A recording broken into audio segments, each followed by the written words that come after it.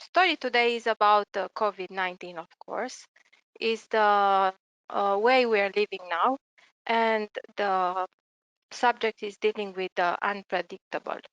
Um, but first, I want to present you our panelists, as they will work together in order to um, put some subject and some truths on the table.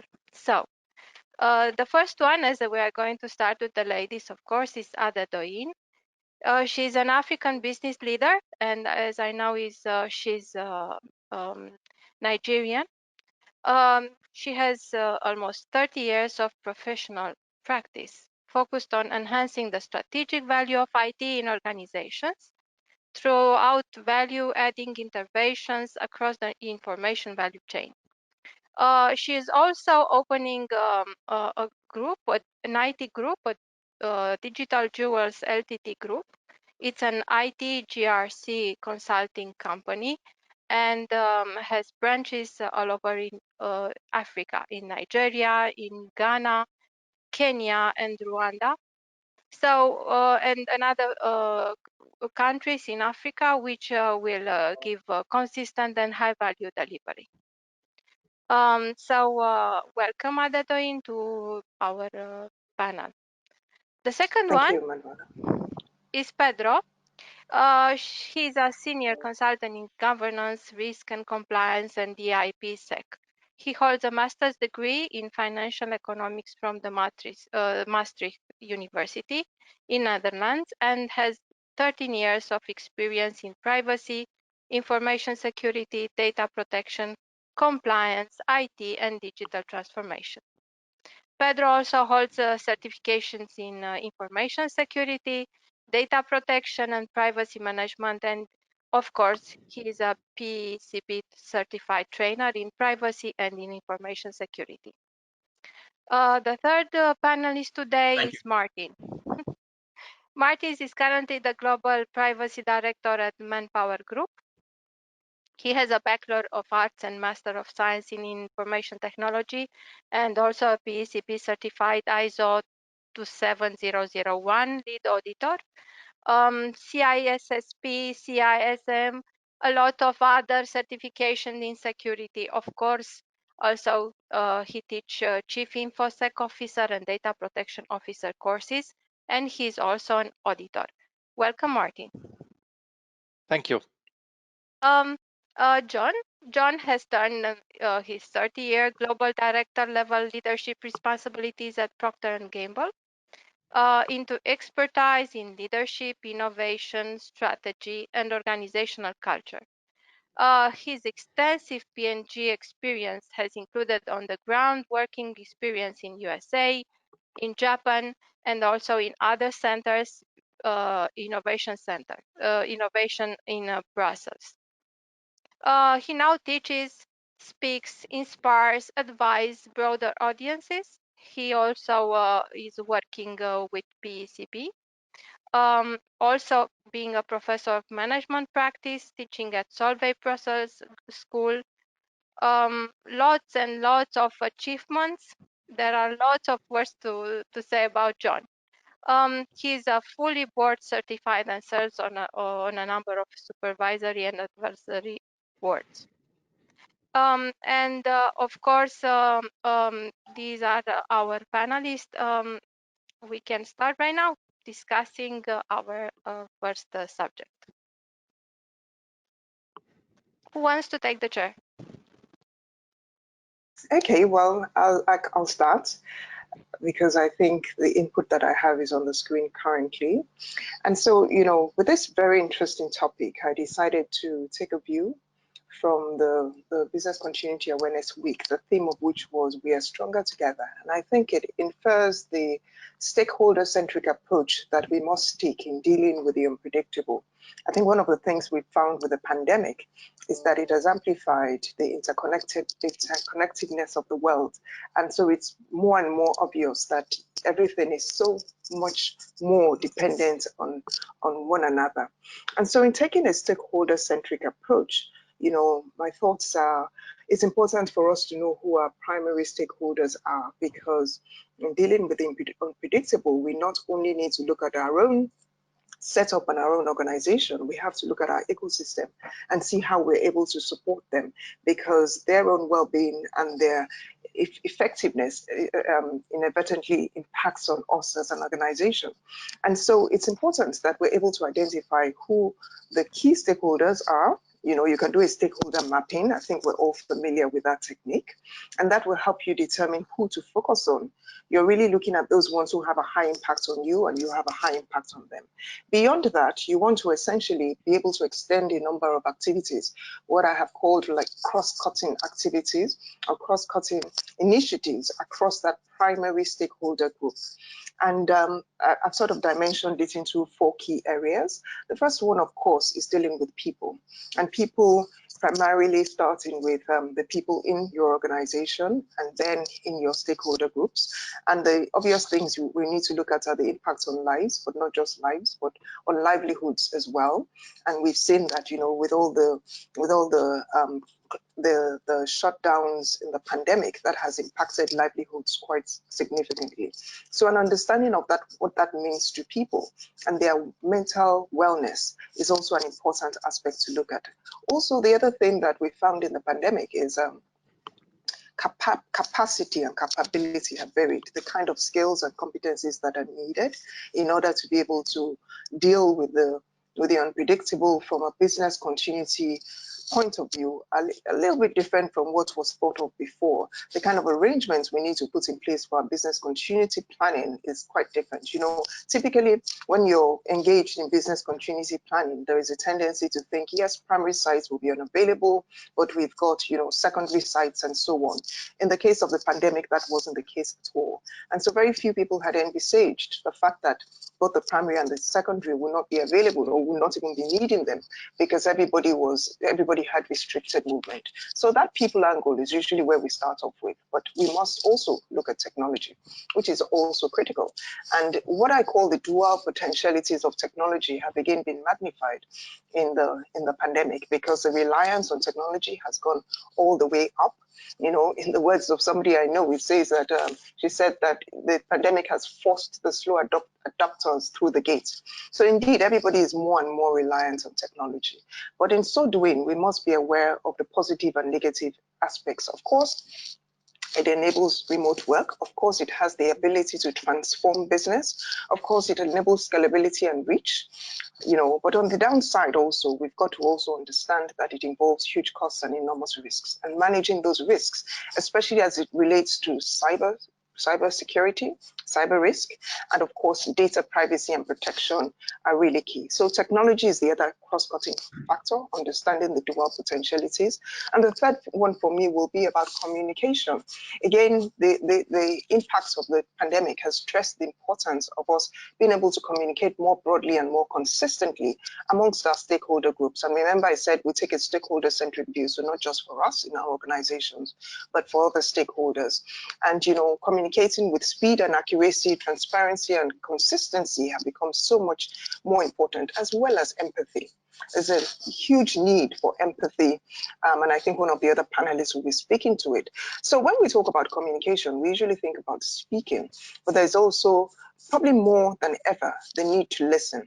So being able to build in listening forums into our everyday activities are important, whether it's one-on-one or focus groups or using surveys or polls or even webinars like this, to just keep a tab on how people are feeling and respond appropriately is critical.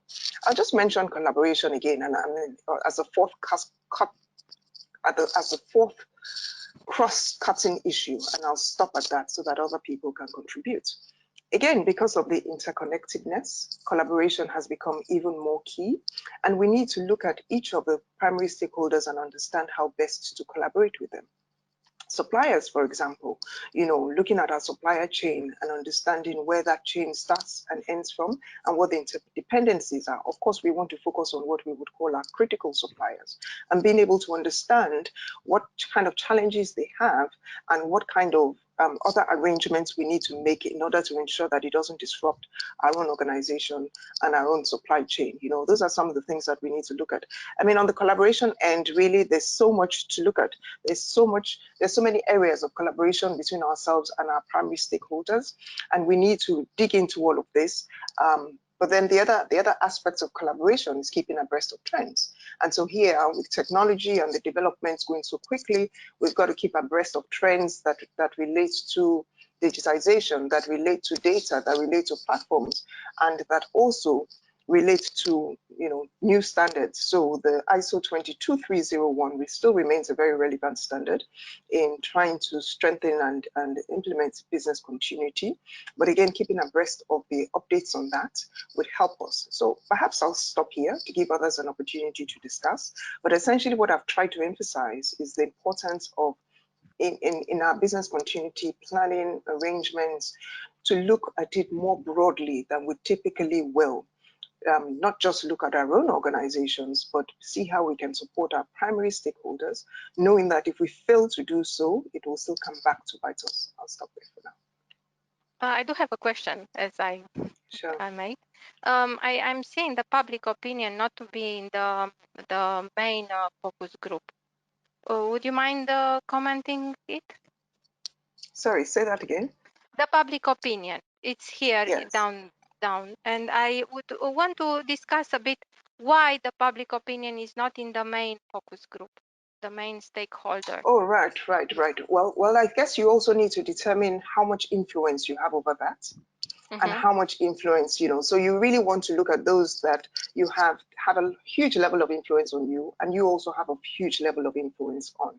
So it is a stakeholder group, no doubt, but is it a primary stakeholder group? And again, it's important to say that this grid is not cast in stone.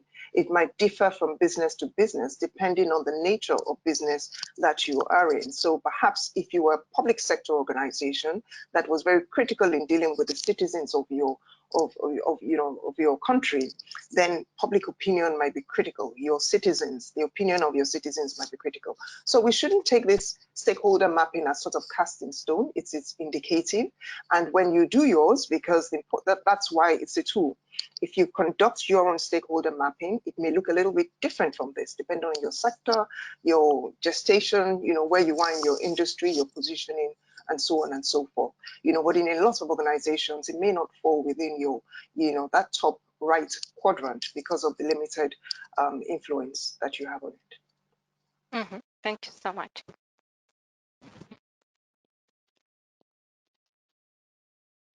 I will change now the slide for the. Okay. I like to elaborate on the topic you raised around technology and business stakeholders, where I think what we have seen quite a lot this year is that our disaster plans for disaster had all the kinds of measures, what we do when the data center is flooding, what we do if people can't go to one office. Whereas then reality kicked in and our data centers were all working quite fine, but people nowhere in the world could go to the office, which had a very different impact than anyone had expected. So looking at the business holistically is exactly the right thing to do.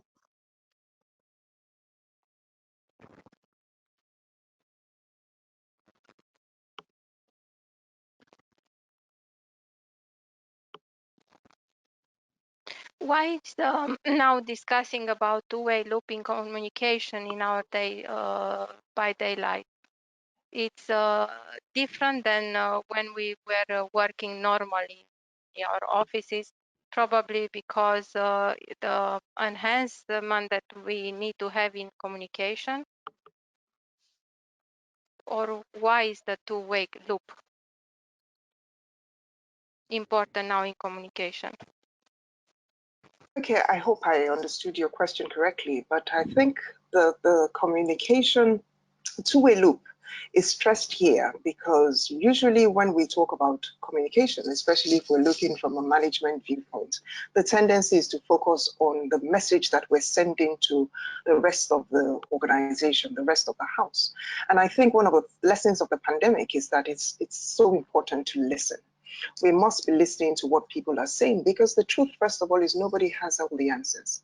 So when if you've never seen this kind of situation before, then we all have to put heads together. We all have to be able to take into cognizance different opinions, different ideas, different initiatives, and try and work out which one is best for us. So it's not a typical situation where management is usually expected to lead the way and chart the course. It is more, again, even within the organization, it's stakeholder-centric. We're trying to bring on board different ideas from different parts of the organization, because we don't know which one idea will be critical. We're also trying to listen to how people are dealing with this, so that we know how best to support them. You know, how people are dealing with remote work, how people, you know, the isolation that some people sometimes feel, how people are dealing with the impacts of the pandemic, you know. So the listening mechanisms are so critical, and we must listen, we must analyze the feedback, and then we must respond. It's not enough to listen, but we must also respond accordingly. And I think that this is so critical, and we've seen that time and time again in the pandemic, that when you take on board different ideas and you're able to listen, then you find that you're able to move ahead much more effectively than people who are just more dogmatic and just assume that they're the ones who know how to chart the way, because really nobody really knows. That's actually one of the challenging aspects of the pandemic that we face. Nobody really knows. So it's really critical that that two-way loop is alive and well, and that we work it to our advantage, and that, you know, we're listening to our employees, we're listening to our suppliers, we're listening to our customers. You know, what do they want differently? How is the whole digital transformation and digital reach, how is it working for them? How can we support them better amongst our customer groups? Who will be the winners and who will be the losers from this pandemic? Because we have to have different strategies to support them, you know, and then ourselves trying to define which of our business models we need to pivot.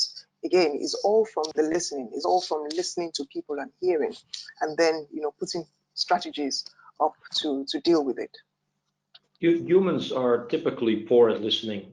We listen by default, waiting for the other person to finish so you can make your own point, right? And so we need to learn to listen more openly, more generously, as I call it, or even more generatively, so you're getting, you know, constructively into the listening conversation.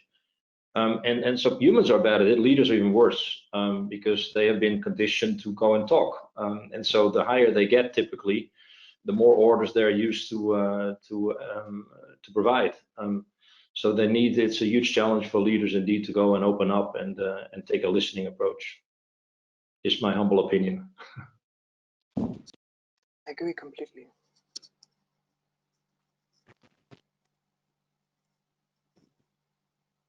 So the next slide. Okay, so if I may come in here, thank you to Adedoyin for the introduction and the brilliant presentation you've given.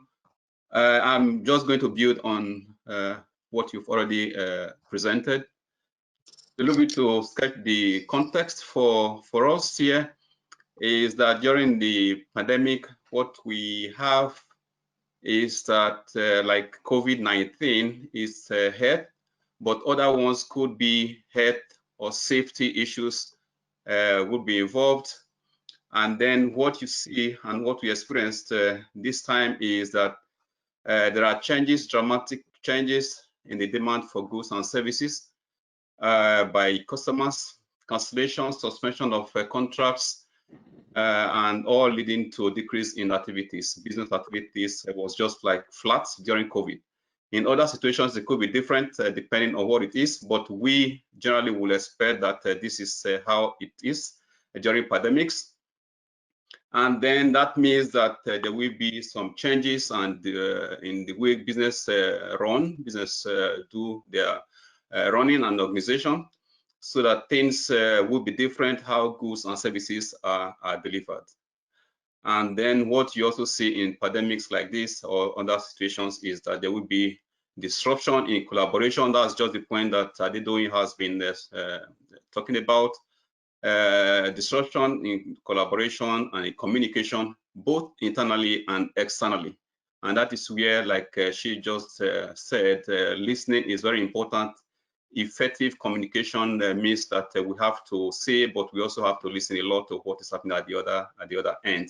So this is a little bit context of what we see and what we are experiencing during the COVID. And then what is the question is, how should organizations respond to situations like this? What have we seen during this time around, and what could it be also in the future? So what we see now is a lot of work from home, remote working, and that means that organizations should be making provisions for this kind of situation to be able to work from home. There is the need for preparation for this, that to put it in a hot state or have it in a cold state or in the cloud site, on cloud site. It's very important to make that preparation and to be able to deal with a situation like what we have now, COVID. What we are seeing here is that this does not affect only the big organizations or the big companies. It affects like everyone. Even the cafes or on the corner or the barbing salon is affected. So there should be some preparations like this to be able to do some things from home, for example. And there is need for effective means of communication. Electronic communication, means of electronic communication should be very strong, resilient. Telephone and the GSM remains the very traditional thing to do, but we now see that because we have to do some things together, where meetings was applicable is no longer possible. That means that we have to raise the level up a little bit for companies. Companies we now have to make preparations for means of communication like Microsoft Teams, for example. The Zoom is very popular, and many other things are being used now for such collaborations for meetings. So this is something that we also have to put into consideration during the pandemic or a situation like this, like the COVID. But doing that means that we are not doing things the usual way. That means that there has to be some policies and some standard operating procedures in place to be able to deal with the security issues that employees might be facing using their homes as for the office work and using the devices at home for office work. So that means that there's got to be some policies in place where it didn't exist, and where it existed, there's got to be some review of those policies so that they're able to meet up to the demands and the needs at the present under the present situation. We also have to think that for all companies, many companies, there will be need for some trainings and awareness to be able to get the skills to be able to work under this kind of situation. And not everyone is been using this means of communication, for example, all the time. It's new to some people, and is even for those who have always used it, the way it is now being used is not as it used to be. So there is changes all going on about this. That means that there should be some training going on to be able to catch up with the trend, so that people are able to use this means of communication and use it effectively and be able to get the same results as if it were a physical face-to-face meeting. And that is also means that companies should be thinking about contracts.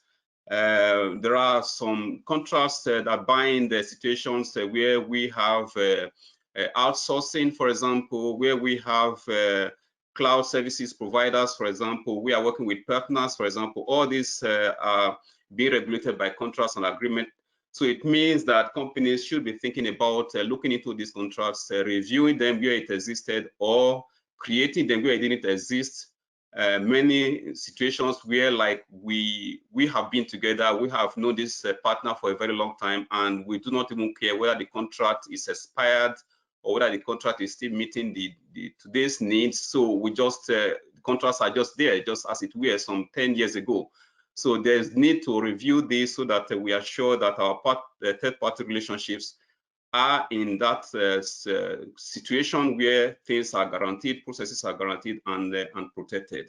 These are some of the things that may apply to almost all organizations and companies, not only the big ones, but like everyone, cutting across all the companies.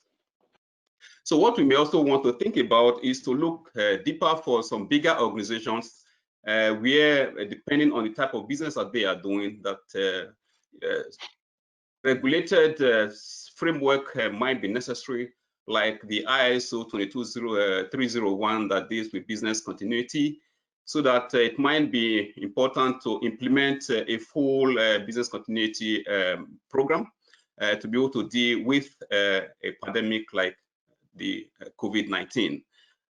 And then doing that might mean that companies have to do some business impact analysis. We have to be careful here. It could be very extensive, but what we are saying here is that there is need to focus on some key processes and resources and assets that are very important to the business. So that we might be looking at people who are related, the equipment and the materials, the means that are related to those business processes, and then be looking at how they will be impacted and how it will impact the business if there is a pandemic or if there is a crisis, and then be doing some analysis, criticality analysis, to be able to analyze the impact and be able to see how what needs to be done and what is very critical to the business and what should be in place to be able to deal with a pandemic like COVID-19. And yeah, doing that means that if we are implementing the ISO 22301, we also come to the point of considering some targets, which, for example, the RTO and RPO, recovery time objective and recovery point objectives, which are very important to be able to set some targets so that we are sure that we have the resources in place to be able to meet the time, the minimum time that we will need for us to be back to business, or the maximum tolerable point that we will could deal with in case our data or our information, for example, is offsite. So these are some of the things that we might be considering for larger organizations, but it could also apply to smaller organizations, but maybe on a smaller scale. It's also important to consider a team dealing with crises like this. We know the usual response team under the is not what I'm considering here, but crisis management team, because COVID was something different, not the usual kind of situation that we will deal with. That means that you need to set up a crisis management team to deal with some internal issues and also external issues bordering on collaboration and on communications as this pandemic unfolds. So this is like what we might be considering under business continuity planning under ISO 22301. We see that the standard ISO 22301 deals with these under different headings, under people, finance, they are all important. Information and data is important. Physical infrastructure is important. Equipment, communication, partners, transportation, they are all important. And the standard covers all of these points. And there are specific measures and guidelines on how to be able to plan for a pandemic or disruption that might impact the business as a whole. So this is some of the things that we should be considering as we go into the future and preparing for any kind of pandemic like we have now as COVID. So that is a little bit of contribution that I want to make for now. If I may just contribute to that, just on the back of the discussion around the standard 22301. So we found that some of our clients for whom we had implemented that standard found it particularly useful at that time. And I'll speak to what I consider to be the most important aspects in the light of a pandemic. So it provides a structure, so that you know how to organize the teams. Pedro mentioned the crisis management team, but you probably also need your usual incident response team, you need your emergency response team, you need your communications team, because communication, as we've said, is so critical. So it helps you outline a structure It also helps you outline a process to follow. And so the business impact assessment, in my view, is probably one of the most important aspects, as well as the risk assessment. So you have to do a business impact analysis, you got to do a risk assessment. Now, what that helps you do is isolate what are your most critical processes so that you can have sufficient redundancy around it. Now, when the pandemic struck, clarity on that helped organizations determine which processes they were going to support and push out from a remote working point of view, because they can't push out, probably not, we're not ready to push all of them out. Push out from a remote working point of view, support securely, and ensure that staff kept working. A lot of the organizations that didn't have that in place were still, they're sort of groping in the dark. And the time of a crisis is not the time to start to figure this out. If you figured it out ahead of time, you might need to tweak it here and there, but essentially it means that you can roll it out. So being clear on your business continuity strategies, being clear on your disaster recovery planning, I think we found that was particularly clear, was particularly important at a time like this. And those who had invested in implementing standards like 22301 and indeed the 27001, because I remember us getting a number of calls from some of our clients who, when we're implementing them, had said to us, the teleworking control is not applicable. All of a sudden, they were talking about how do we invoke this? How do we ensure that we have sufficient controls around this? So how do we wrap the right governance around the remote working process? So we found that those kind of standards became very relevant. Even the organization health and safety standard was also one that had quite a lot of contributory value at this time, So those organizations that had invested in preparedness definitely reap the benefits. And even if you haven't, it's really not too late. You can start now and start putting in place the building blocks to ensure that you have a more robust and resilient business continuity management system. I would want to add one thing on leadership from the leadership angle again. I mean, all this operational stuff is really, really important. I can see that. For those leaders around there, please take care of your people first. I think it's so absolutely critical in this day and age. We're talking about how easy it is. I was going to come to that later, but anyway, thanks. How easy it is for us to go and also sit back. We're all virtual and stuff like that. There is an enormous amount of emotional and mental burnout happening right now, and because everybody is getting sick and tired of sitting by themselves looking at the screen, as we're all doing today. I'm sure many of you can resonate to it. So I always say, leadership in time of prosperity is easy, right? But the real leaders separate themselves in times of crisis. This is when you need to go out to your people, go beyond the tour of duty. You're tempted to go and sit back because you're far away from them, but it's more important to really go out and spend time with them. How's it going with the family? How's it going with the children? Can you manage all of this? This amount of empathy that you demonstrate as a leader is going to go and be hugely important for them to pick up all those operational needs and challenges that you listed earlier on here. So I just wanted to make that speech to all of you. And Manuela, you want me to go on? You want me to go on? Yeah. While I'm talking leadership anyway, right? It's just that it's a very important subject, and I would ask a question, if you might.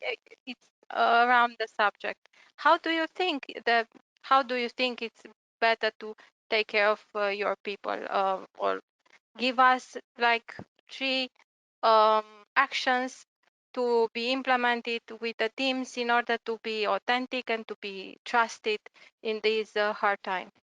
Well, I'll go and give you some principles of my leadership model when we talk this slide, but back to what I said earlier on, just go and be in touch, show personal attention before you jump into business. How are things going with you in these challenging times?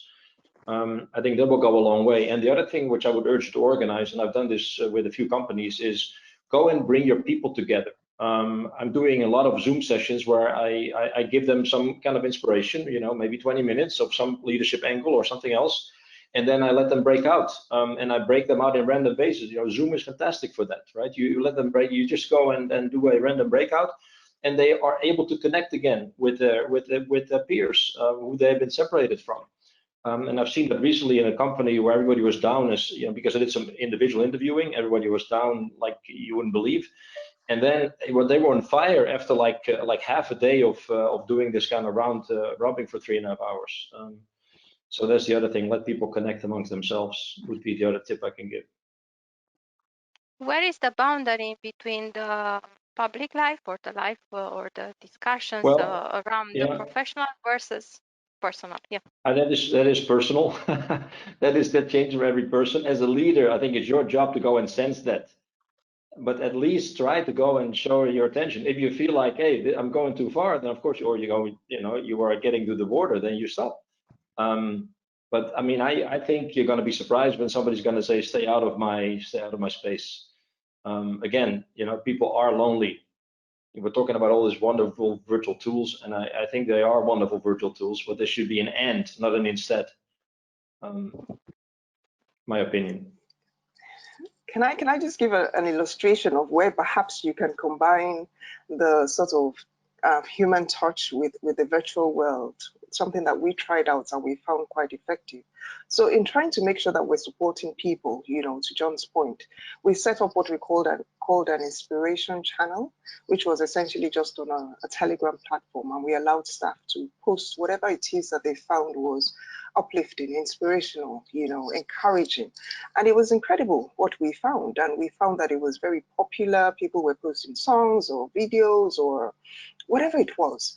And we found that it was a way to bring people together, even in a remote context, and that channel went on for quite a while during the whole sort of the peak of the pandemic. And then we started seeing participation fall off when activity started to increase in the environment. But I think at that time, it was a much needed tool for people. And even I found that I was inspired by some of the posts that people sent. So we allowed it to be a user generated platform. We separated it obviously from our crisis update channel to update staff, which was a broadcast only mode. But for this one, we just allowed people to update as they were led. And it was really incredible. So we found that works, and it's that bridge, I think, between communication and the role of leadership to let people support each other. Because leaders sometimes can feel that it is their role to do all of it, but there is a role for people. You just need to open up those avenues for people to support each other, and then leaders can also, our role as leaders was to provide that platform and to give the guidelines around that platform and make sure that those guidelines were followed. But beyond that, we just allowed people to populate, and it was incredibly helpful at that time. That's well said and a nice testimonial. Thank you for adding that to it. That's I think so that's true. great.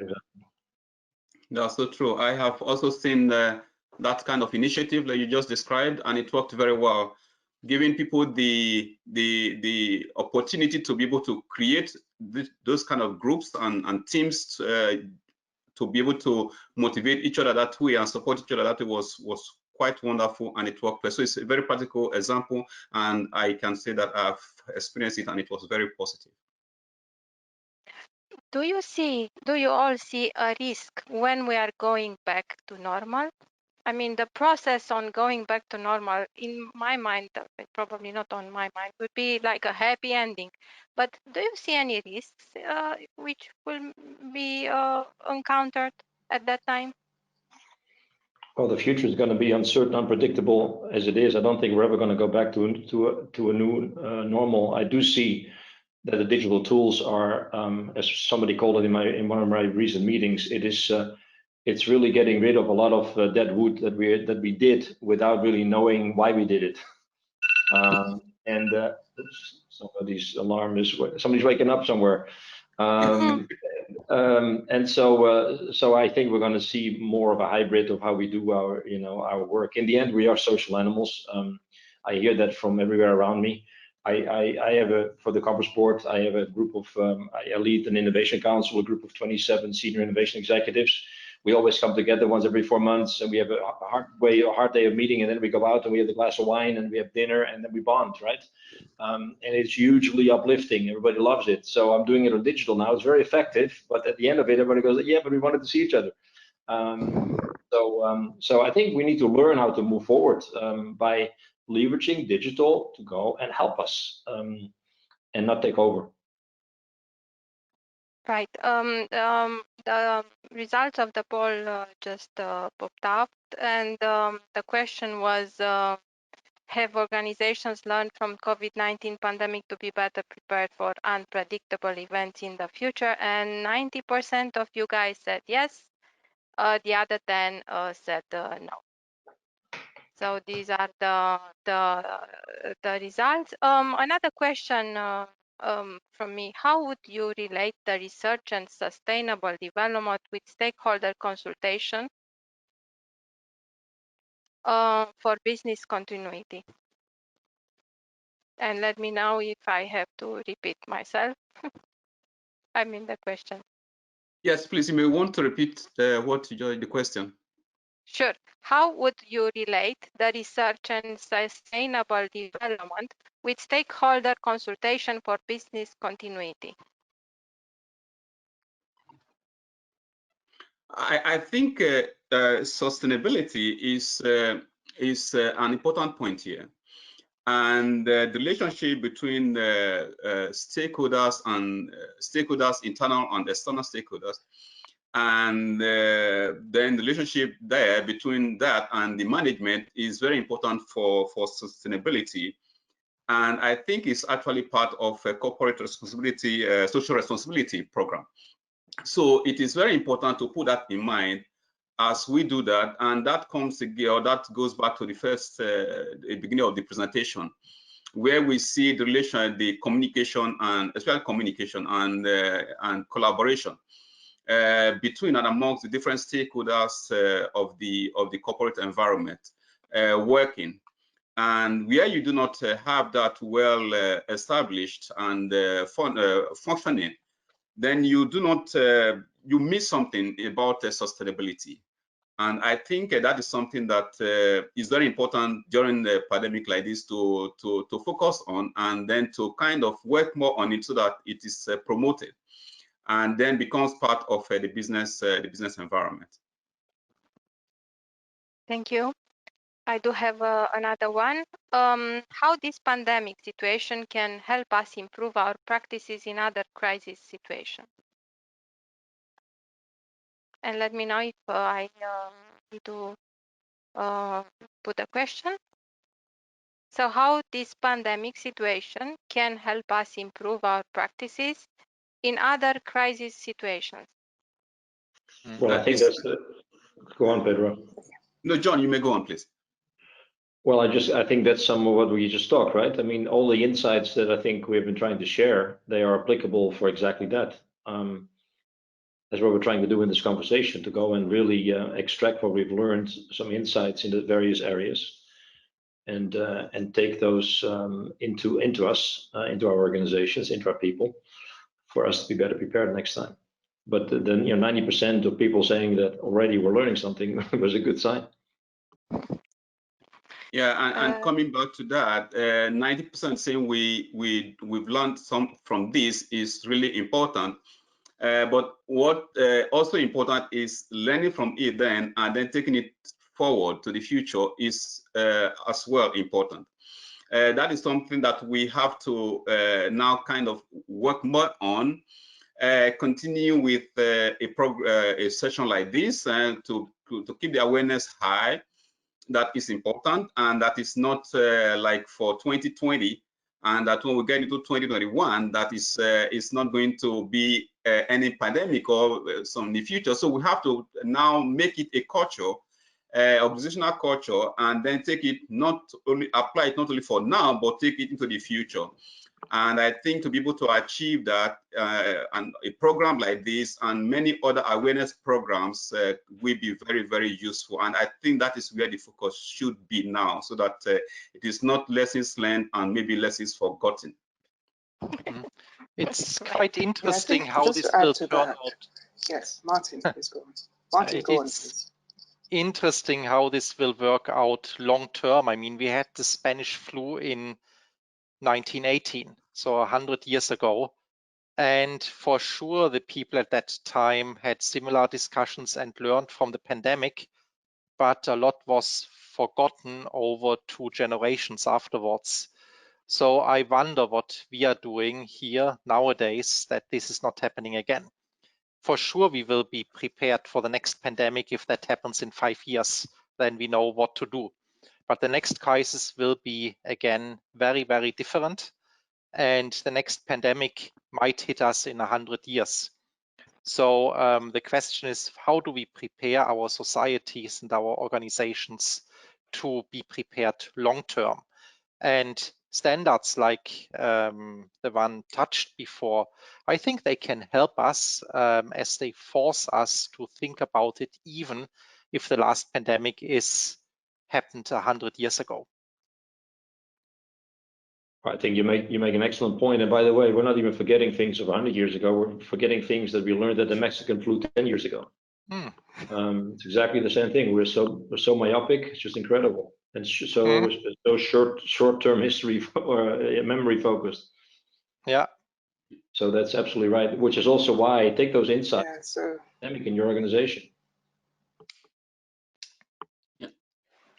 So trying to focus on preparedness, I think, is increasingly important. And I think one of the things that would help is that we have to do a lot more scenario planning, a lot more generation of scenarios. So I think what had happened was most people had become a little bit numb to crisis. So when you talk about what kind of crisis we're preparing for, the usual things, it's a fraud, it's a flood, or fire, or terrorist activities. You know, they're just sort of very, very typical top 5 kind of crises that happen. I think this kind of incident should encourage us to be a lot more expansive in our thinking and encourage a lot more thought and a lot more scenarios in what can go wrong and how can we prepare. And I do hope that if we do that, you know, again, a tool like the standard 22301 helps with that. The more scenarios we can come up with, no matter how ridiculous it seems. I mean, I think that for most people, even though we have just said that there are a few precedents, for most people, nobody ever thought that there would be a pandemic that would disrupt the world so much in our lifetime. So now we know. The issue is just to be able to think about options that are so broad and so ridiculous and so unbelievable and plan for them. And, you know, it may not happen exactly like that, but some aspects of what you've done in your planning will certainly help you, you know, along, of course, with all the lessons that we've learned. So I think more scenario-based planning. What if? You know, what could go wrong?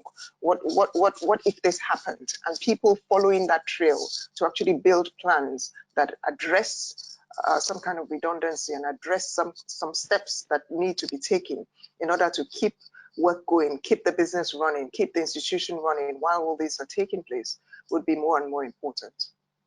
And for you to be able to do this is you need to make sure that you engage and empower your organization, because the world's becoming so unpredictable. This slide has been on for some time. So let me go and take 2 minutes to just go explain that point along this slide, because you know, trying to illustrate exactly that. You know, this new world, which is so unpredictable, requires a new kind of leadership. We've all been conditioned with a know-it-all leader, right? Leaders used to talk and they would explain to everybody what to do, and yes, sir, you go follow orders. Today, the leader doesn't know what's going to happen in the next 3 to 6 to 9 to 12 months. So if you're sitting in the situation, you need what I sometimes call flipped leadership. You need to go and focus, instead of telling people what to do, engage them into what you need to do. And I call that generative leadership. And it's exactly, Adedoyin, what you just said around, you know, you need to be able to create the box where you let your people, you know, operate in, experiment in, scenario planning, and then you as leader enable, coach, and guide them. And for you to be able to do that, you need to do that with mind, heart, and gut, as I say. So your mind is, you know, you need to pass on the, you know, growth mindset to your organization and to your people. You know, what's possible? Think stretch, think future. I was in a recent conversation with some business leaders, and they said we are not seeing a V-shaped recovery or a W-shaped recovery. We're seeing a K-shaped recovery. And the K-shaped recovery is for those who see the future and tap into it. They have the top of the K. Those that are sitting in the tar pit instead of a launch pad, they're seeing the bottom leg of the K. And that difference is going to be magnified real quick. And so please get on with looking at the future. So growth mindset is one, and then operate with the heart, being authentic, accept your vulnerability, throw away the armor, accept that we're fallible. Then you create a culture of that, and you let everybody go and take risks, obviously appropriate risk, but you go and create an environment where people are real, and they are not afraid to go and express themselves as they are. And then the last part is you as leader, you know, develop psychological safety for your organization. Everybody needs to feel they can express themselves who they are. Create a speak up culture. Allow people to take risk and have the tough conversations without any fear for repercussions. So that's my the leadership model, which I think is setting us up for that new world that is so unpredictable, or at least that's what I'm speaking and lecturing about. Happy to get any comments from anybody. Yeah, but I think what is also what we see now is some collective responsibility on the part of everyone. I remember at the beginning of the pandemic, PECB released really good material on dealing with pandemic, and it was actually made available free of charge to many people, to many companies. I got it at that time. I think that is the kind of good thing. It comes again to corporate social responsibility that Adedoyin shared at the beginning, that we all have to make our contribution to the success of what we are discussing now.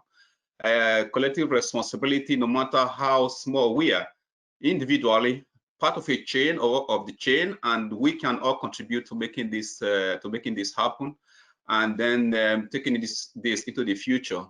So what I'm saying is that the contribution that all of us will make, whether a large company or a small one or individual, is very important in achieving this program. I love what you just said. This collective contribution, I find a very powerful concept, and indeed the role of the leader is to allow that collective contribution to happen. Exactly. Create a fertile ground so that everybody contributes. It is truly collective, and everybody contributes. Exactly. If you bear with me, I do think have the leaders another also question. have a role to play. I was just going to say quickly that I think the leaders also have a role to play. You know, I like the analogy you gave, John, about the K curve or the K sort of recovery to try and pick up those who are on the downward side of the K. Try and get them up again, because you know, once people get onto that slide, if it's not interrupted, it's downhill all the way. So some of the techniques that you mentioned, I think will be useful, but we've got to keep an eye, a very special eye, on those ones who are to sliding down the K, the downward slide of the K, and try and get them to also ascend the top end of the K, so we don't leave them behind. Different strategies, different techniques, but it's important to also carry them along. Absolutely right, because then you know it's going to be only those few companies that are actually leveraging the top of the K are going to go and be successful, and it will only increase the differences in difference in inequality, or it will only increase the level of inequality. Yeah. Absolutely right. Thank you. And my last question would be, how do you think the post-COVID-19 era in business continuity will impact professionals like consultants, managers, auditors, etc.? It's something we've discussed already, but probably it's mostly to take the advantage these 3 minutes we still have to throw some lines. Well, I think it will become a topic that is seen more seriously.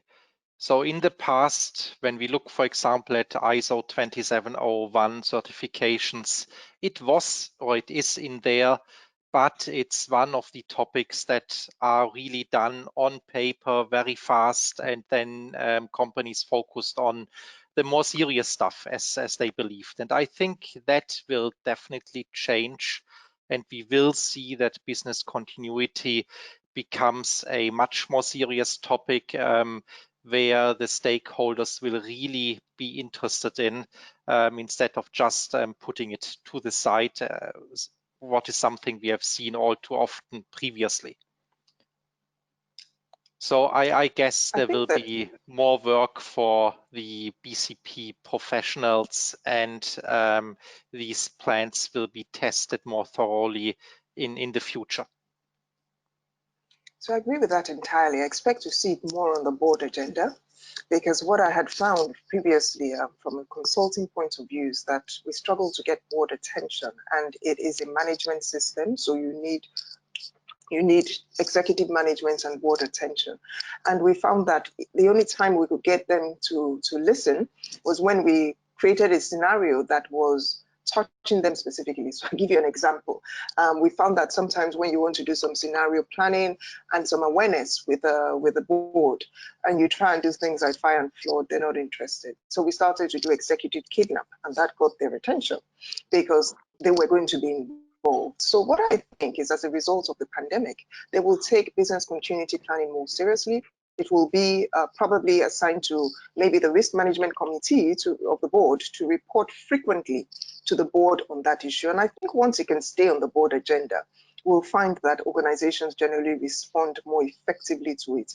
To Martin's point about more thorough testing, testing will no longer be just ticking the box. It will be about making sure that those tests are done and that the outcomes are favorable, because sometimes people only focus on the conduct of the test. They really don't care whether the targets were met and so on. So I think it will be monitored at the board level, and if that is done effectively, then I expect that organization-wide it will be taken a lot more seriously.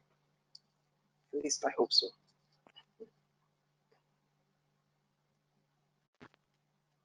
You want us all to speak, Manuela, or what do you want to do? Well, it's up to you. I would be glad to finish this webinar as soon as will be. Okay, I can maybe summarize, and then maybe we give Pedro the last word then. But I can, if I look back at setting ourselves up for the future, I would see two legs that need to come together. Humans first, engage, empower them. It's absolutely critical, and then adopt new digital as smartly as we can to help us further. And those two need to come together for a better humanity. So that would be my maybe more philosophical take on the thing, but that's why I'm a professor. and then to add to what you just said, and then for me is the need for awareness is really very important. That everyone is taking on board on this. It's no longer like business for just the executives and top management, but now it should be like everyone everyone should be involved in planning for continuity and being aware on how to cope with continuity. So the organizations have to think more about doing awareness on this subject to get everyone prepared to be able to deal with it and to be able to make the expected contribution to it in case there is another pandemic. That is what I would say. Awesome. Okay, so if nobody has anything to say, I would like to thank you all for your participation, for this interesting discussion. I'm wishing you to stay safe, and hope our discussion will go through your mind and your heart. I'm Manuela Tunca. I'm a PCP trainer, and wishing you good luck and good night. Bye bye. Thank you. Thank you, Thank you. Manuela. Bye. Thank you. Bye.